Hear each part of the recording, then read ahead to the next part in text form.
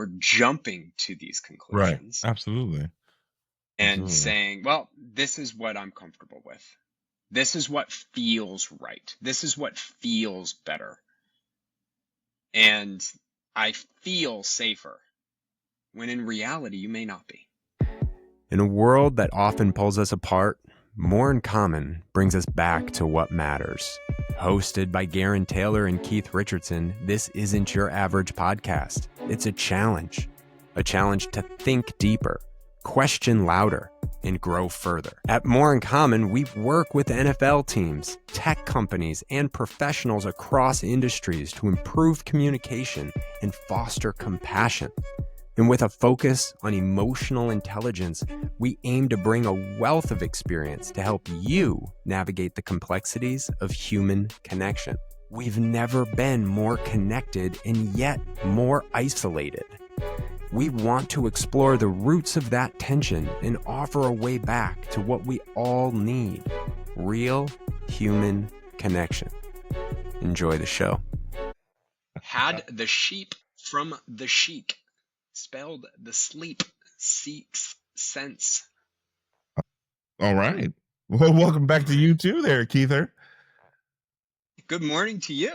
That's how we're getting started this week. We're just we're gonna do some tongue twisters. Hey, look, I don't usually record in the morning. It's close to the afternoon for me, but this is some good energy that we're gonna have. Don't get me started on the hour that we're at in Pacific time. I was gonna let the audience pretend that this was a normal, regular conversation. You know what time it is? It's whatever time you're listening. That's right. That's right. Every day. We're talking to you at that time. That's right. So good. We're here in your ears at that hour that you're listening to us. Yeah. Where are we? Right here on the More in Common podcast. I'm Gerren Taylor. That's Keith Richardson. Welcome back, everybody. We have to, before you do anything, like that unscripted throw to the intro, you picked that up. We didn't prep that. I'm a professional. You picked that right up. I'm impressed. Listen, I feel like real good about open. this partnership right now. I feel real good about this partnership right now. So good. I'm glad I can bring you some relief since we've been doing so many of these. Now that we're 8 months in of co-hosting together. It was dicey. Yeah. Dicey. You never know. Never know.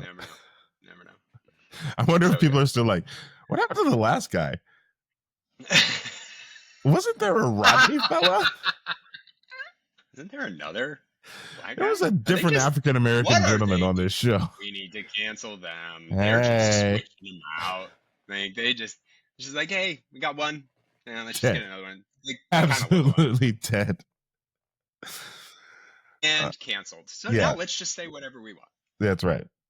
Yeah. That's actually the fun of the show. We do say whatever we want, but we also talk about things that are important. And we talk about impactful instances, conversations, situations in life, because you know what?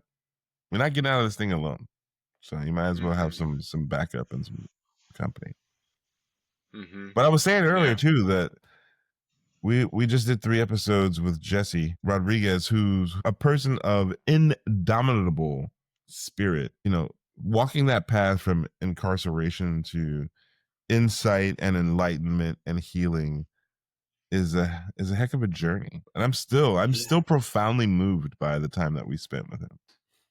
No, I think it really requires, we spent a lot of time listening to Jesse, and I think it requires good conversation around takeaways and where we'll go next in these conversations, because there's so much relative to what we are trying to accomplish in More in Common and helping people just think differently about each other, about conversations, about debate, in particular in this world of quick access to information, right? Yeah. And how our brains just don't adjust and adapt, but our desire for free choice and logical thinking creates this ecosystem of certainty and absolutism, in particular in how we judge other people. And I think he just represents everything about him represents so much about what we're doing. So I think it's a really cool opportunity to break it down a little bit and talk about some stuff. Yeah, I think it's an interesting way too, because even meeting him the first time, I could see how people would be like, yo, little, you know what I mean? Like maybe dangerous, right? Like he's got this face tag, he's got tats, and like people will reduce you to your worst mistake especially if they don't want to give you the time uh, to explore deeper. And that kind of creates some of these traps, right? So let's do a zoom out, because I think that's what you're saying, right? Part of digesting how we interact with some of these things is doing a zoom out and then talk about biases, mental shortcuts, the way that we judge, view people, ideas, and things through that framework is a great way to kind of break that down. Yeah, I totally totally agree. I think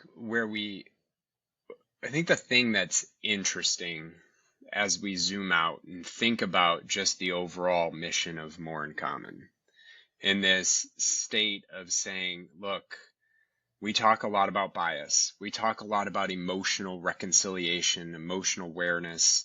We talk about mental health and mental awareness, all in this spirit of effectively engaging and navigating connections and conversations that move us forward in a meaningful way, as Adrian said, right? Like the purpose of having these discussions is so that we move forward, not so that we get stuck in this tit for tat disgust of each other just because you have a certain point of view. And I think there is so much about Jesse's story that embodies the complexity of this and how we navigate and move through these conversations.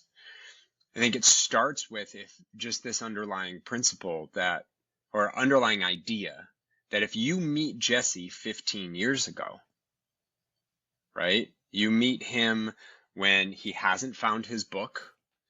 He's just started to be relegated to isolation and solitary confinement. He's mentally committed to the idea that he's going to be here forever. He's engaging in behaviors that just continue to perpetuate his past behaviors because of his traumas, and he doesn't have the emotional awareness at this time. He doesn't have any of that in that moment. So if we interact with him, in a way, he is a threat to us at that point, right? We don't know what's going to happen based on his behavior up to that decision. So we have safety to consider. But then you fast forward and you think about meeting him now. He's entirely a different person, right? Not only is he a different person, the length of time it took him to get there was long.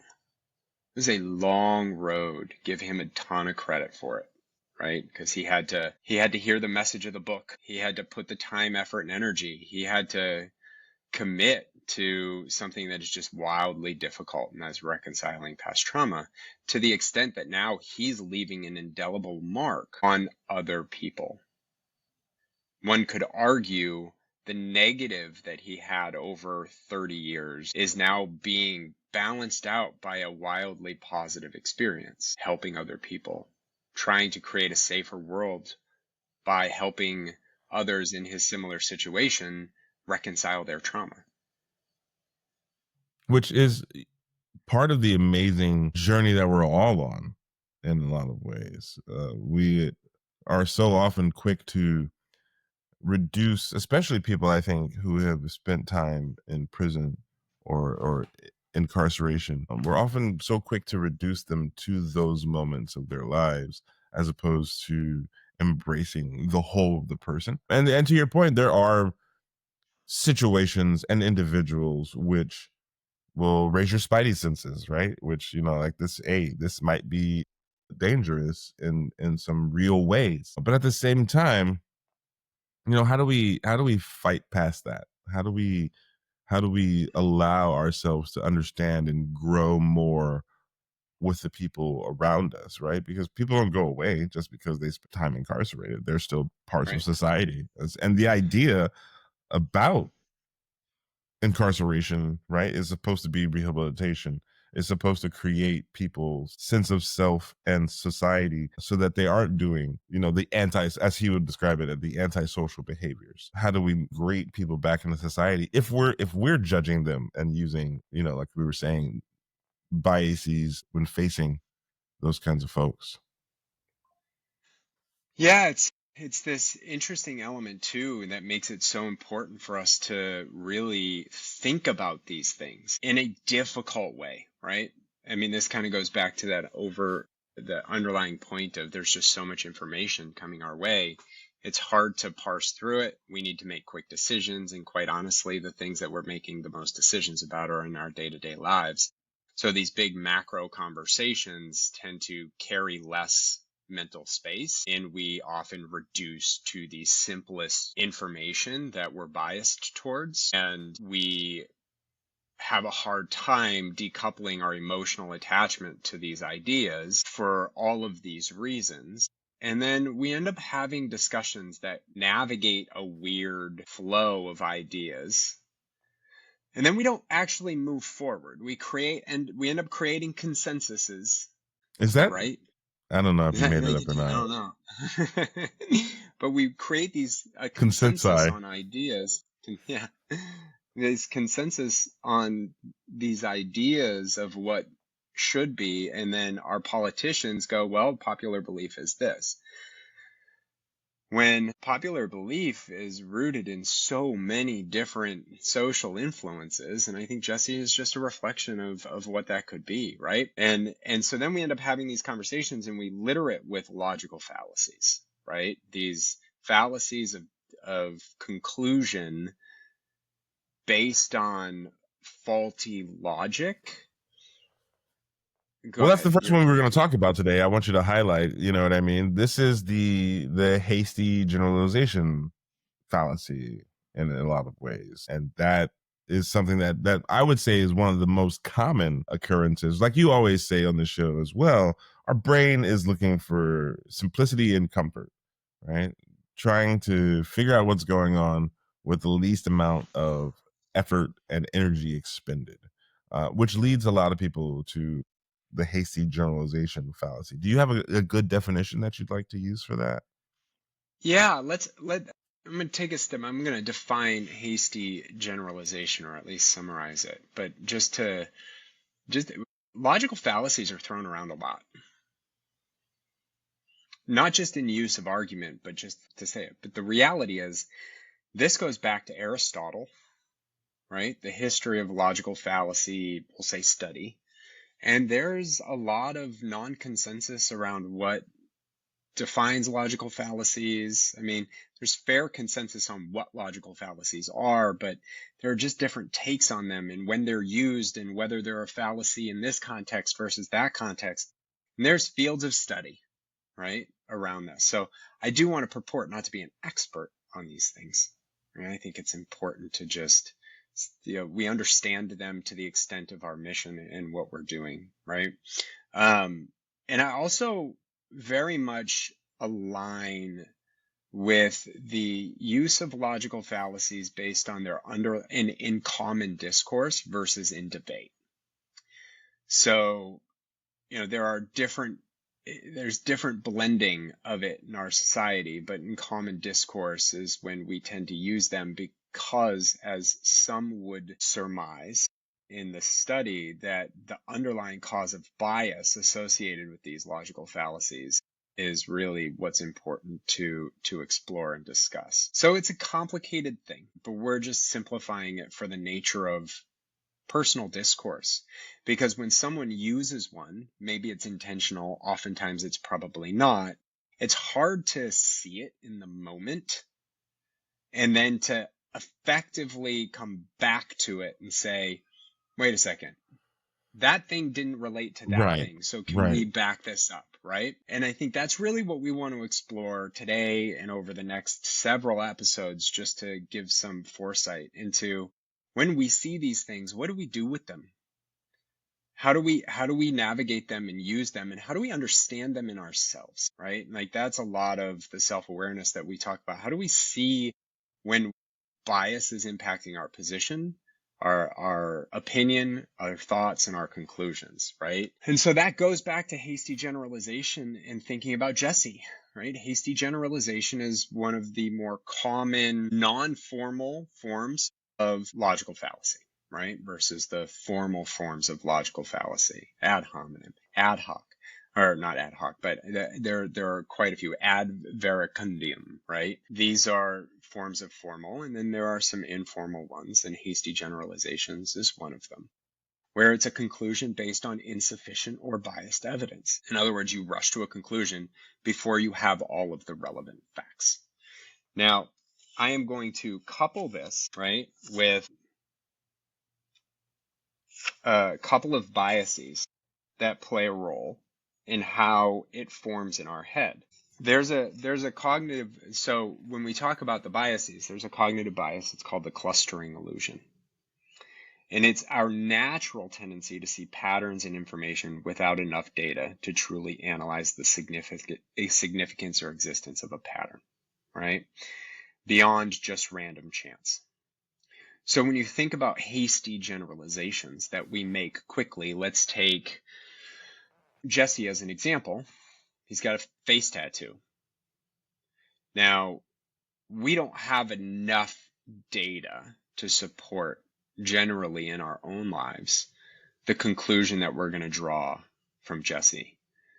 But our brain is going to do it quickly based on whatever information we have. So someone with a face tattoo is probably a criminal. Therefore, what do we always talk about? My safety might be at risk.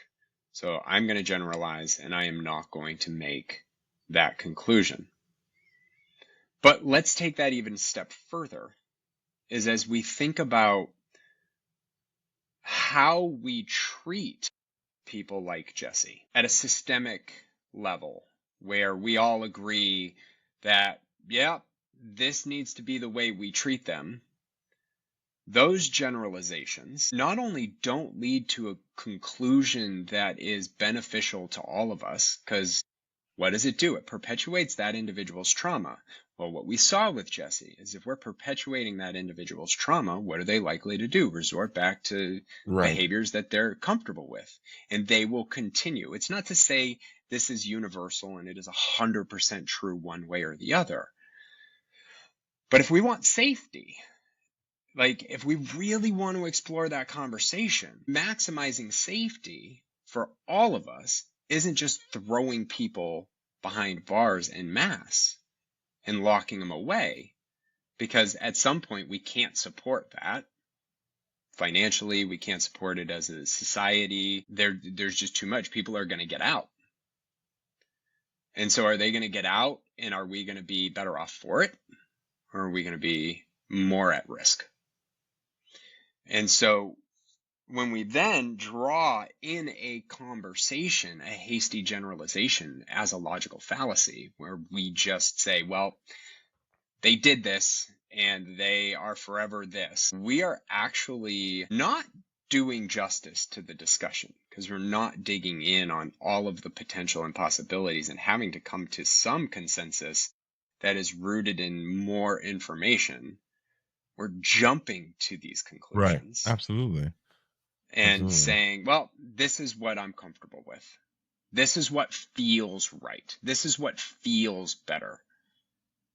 And I feel safer, when in reality, you may not be.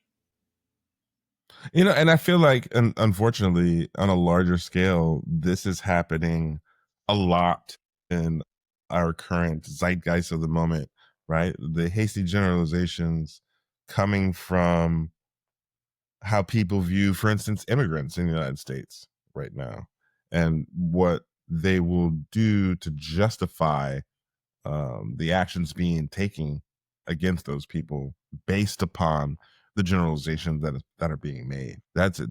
It kind of gets you into that. You know, I don't want to say slippery slope.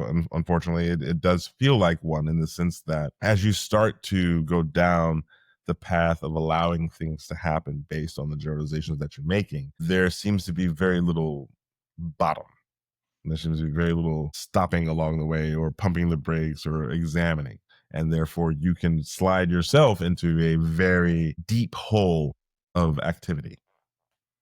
Yeah, and then what do we end up doing, right? How many conversations have you been in that's like, well, let's use, like, he has a face tattoo. We're going to generalize all people with face tattoos. And we're going to say, yeah, let's just avoid them. Let's isolate them. Let's shut them out, right? And we're trying to create a safer and healthier society en masse where we're all safe. And yet we don't explore this because we just anchor on, well, yeah, that feels right. Like, that feels right to you, right? Hasty. The conclusion is sure, when in reality, and what makes it a logical fallacy is that it is not exploring the data that says this is the actual proper conclusion, right? And we think about the complexities in the brain. Let's go to another bias we haven't talked about before, but we have talked about probability, is just the neglect of probability, right? Where we completely neglect the probability of something happening to make it in making decisions, right? Either risk is generally completely neglected or wildly overblown. And we make hasty generalizations to say, you feel the same way I do, right? Because that's what feels right. And it's hard to really anchor on the nuance and depths of the conversation where you can sit back and say, look, and I know there are some great people doing this work. Homeboy Industries, the organization that very much gives compassion to, I mean, shout out to Father Greg Boyle, because Father Homeboy Greg Boyle, man. Industries, and that dude's been doing it for so long. Like, this is the nature when we think about probability. He has seen wild success. You look at Jesse doing very similar things, has already impacted 25 inmates and ex-inmates to reconcile their trauma and see the change in them over time. Homeboy Industries giving convicts or convicted gang members in particular opportunities to start their own business, to start their own restaurants, kitchens, whatever it might be, to get involved, and seeing them be welcomed into a space that is positive, allowing them to also reconcile their trauma. You look at what Dadrian's trying to do now in Indianapolis. If we go back to that episode, he's starting a whole new project in Indianapolis in one of the most dangerous neighborhoods with this organization that is trying to get these kids out. And now Jesse and Dadrian are working together to make that happen, right? And yet, so if we're having a conversation about just what we do and putting people in prison, are we anchoring on just these hasty generalizations that are rooted in our biases that make us feel better that someone's locked up? The timeout approach is kind of what it is, right? Like, this is in part, I'm not going to say in total, and I'm not going to draw an improper conclusion here, but from a young age, so much of our parenting is like, oh, you do something wrong, go in timeout, get grounded. Remove you from society, whether it's our family or whether it's your friends. And over time, that anchors what we expect. Like, this is known, especially between the ages of 13 and 17, our primary influence on how we see social ecosystems is between those ages. It's really hard to change over time, right? Like, you have to make a lot of intentional effort. But if that's how you raise, like, we tend to go back to the thing that feels right. And if at any point in time that never felt right, you're not going to anchor on it. Right. Yeah. It's not going to make sense for you. Yeah. So when we're having these conversations, right, and you and I aren't here to talk about the prison system necessarily, but how do we separate out and ask yourself as a person, like, how do you step back? This isn't just about exploring nuance. It's exploring the conclusions that you're drawing and understanding what information is informing those conclusions? Mm-hmm. Are you making hasty generalizations? And as a result, in a dialogue, is someone else making them? Is that really helping move the conversation forward, or is it just helping you stop the conversation now? And not to put too bright a point on the internet, but it's another thing that we come into, right? When you're living in a world of 90-second clips and everything Dude. is so formulated, form-fed into a short form video, that's usually not enough information and or context to be making an opinion on stuff. But we can't resist. I mean, if you look at the comments section on any sort of controversial video, it's full of people who are absolutely sure about everything that happened in that video, despite not being there. That's one of the things that I feel like at least having these conversations and being aware of these biases allows us to put some framework, put some pause, allow for some nuance to kind of creep in before we start making decisions based on the hasty generalizations, right? I think that, like we always say, biases are going to occur. It's really hard to just be like, stop it, brain. Like, that's not a thing that's... Stop being you. That's not going to happen. But what can happen is, before I react or before I make a decision about what I think I see, maybe I pause to reflect and I ask myself, am I making a hasty generalization here? Am I falling into some sort of... Is that the argument I am using? Yeah. Is that the argument that I'm using in order to draw this conclusion? And is that the argument somebody else is using? Right? And if someone else is doing it, let's do one quick thing together. Don't judge them for it. If you see it online and it's some political commentator or some left-wing or right-wing firebrand that's doing it, use it to go, wait a second. I know they backed up what they said with like 2 or 3 data points, but is that enough information?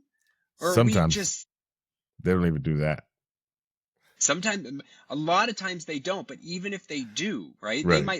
They might throw out 5 or 6 data points, and then draw the conclusion. You're like, yep, that makes sense. When in reality, there's confirmation bias that plays into whether or not you think that conclusion makes sense. There's all of these things that are going on, and they are simply using it. You want to think that they probably believe it, and they're using it to grow their audience. Oh, yeah. When you're in a conversation with somebody and they're doing a hasty generalization, or if you are, take a pause. You don't have to yell at them. They're not the online influencer, right? They're not the one they're just having a discussion with you, and just, ask the question. So that conclusion is based on that information, or can we just dig into that? Because I feel like that's just a generalization that, well, stereotypes, and this goes into other logical fallacies, but we won't get there today. Stereotypes exist for a reason. Do you know why they exist? Do you know where that informed from? Do you know where that came from? Can we honestly have a discussion? And at the end of the day, and I'll conclude my thought on this when it comes to hasty generalizations and drawing conclusions based on a lack or minimal or no evidence at all, because it's rooted in your bias and your confirmations and how you feel, inspecting and saying, maybe that's just not the conclusion that we need to come to, is okay, because you don't need a conclusion about everything. That part. You really don't. I mean, listen, I don't even have anything to add after that, because I feel like that is the key kicker, You don't have to have such a strongly formed, you don't have to be an expert on everything. You don't have to have an opinion on everything. Sometimes you can just say, you know what? I don't have enough information to have an opinion about that. I'll need to look into it. Let's talk about the information and maybe just say, maybe I'll look into it, like you said, and continue to try to form a conclusion on this.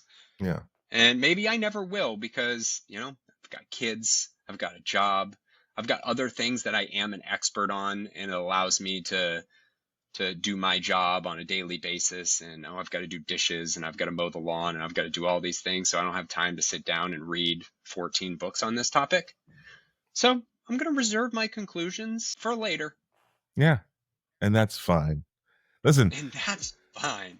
Great conversation. I'm glad that we're taking some time to digest the things that we talked about with Jesse in another framework as well, because I know for a fact that, there's a lot of information for a lot of people. But, hopefully this episode as a palate cleanser in a way for how we approach some of these logical fallacies in society. And we'll talk more. We'll talk about more of them in the future as we keep this little series of episodes going. But this is the More in Common podcast. I'm Gerren Taylor. That's Keith Richardson. Like, subscribe, share, give it to your friends. Hit us up in the comments. Tell us about when you got caught out making a hasty generalization, because I'm sure you have. I'm sure you all have. I have too, not gonna lie. And I want to hear about it. I would love to hear about it.